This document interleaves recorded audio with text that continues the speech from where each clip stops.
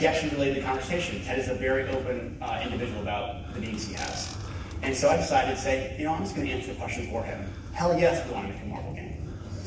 And I actually, to this day, this is what I said to him. I go, I would give my right arm to work on a Marvel game. And that's kind of what I did. See, this is actually my arm that the character rigging team, they stand for development of our muscle blend shapes on Peter. So when Peter flexes his forearm in the game, that's it.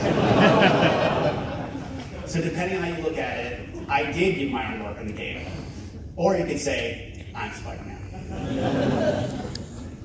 Now, one of the great things about working in Insomniac and having a leader like Ted is that he never wants us to work on something we're not passionate about. So the next company meeting, which was a few weeks later, Ted was giving us an update on what was going to be life after Sunset like and what were some of our possible projects we're working on. And I'll never forget what happened next. Ted simply put up that red brick Marvel logo, that iconic logo, and you could literally hear the whole room gasp. Even though Insomniac had never worked on a licensed IP in its then 20-year history, as some of you know, now we're celebrating 5 years this year. It was the right project at the right time. For starters, we are extremely excited to be working with Sony again, and our longtime producers, Connie Booth, Brady Hunt, and Mark Cerny, who have been instrumental in the success of both the Ratchet and Resistance franchises. We also hit off right away with the new Marvel Games team, which was led by Jay On, who are a super passionate bunch and wanted our help in bringing a new era to the brand.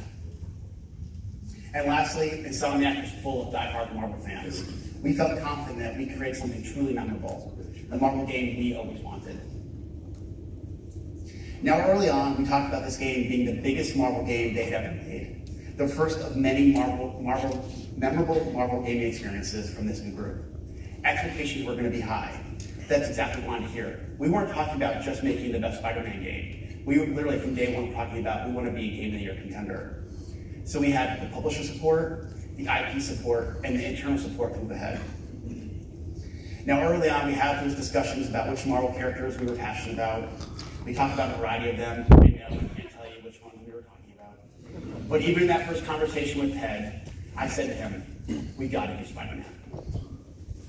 As Bill Roseman, who I'm going to mention a couple times in this presentation, he's the Marvel Games VP and Creative Director, told me, Spider-Man is the Mickey Mouse of Marvel. No Marvel character is as popular as Spider-Man. No Marvel character has impacted as many fans as the friendly neighborhood wall crawler. More importantly, this character fit our studio so well. If you think about it, Spider-Man stories feature so much heart and humor, just like our Ratchet titles. More recently, Spider-Man puts a huge emphasis on traversal, gadgets, and fun and imaginative characters. So did Sunset Overdrive. I remember one review calling us out saying, man, it'd be great if they made a Spider-Man game. Well, the guy was right.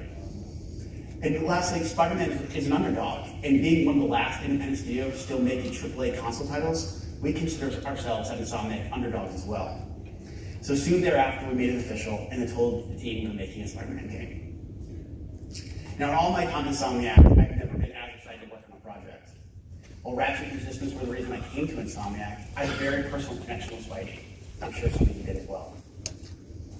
See, I was the kid who grew up in front of watching TV in my Spider-Man underoos, yes, I actually had them, and watching Spider-Man cartoons. I was the kid who my mom was trying to get some shopping done. The only way she could do it was she would give me my Spider-Man action figure, that actual action figure that will tell you how old I am, and I would actually pretend to swing him from clothes rack to clothes rack while she was getting some shopping done.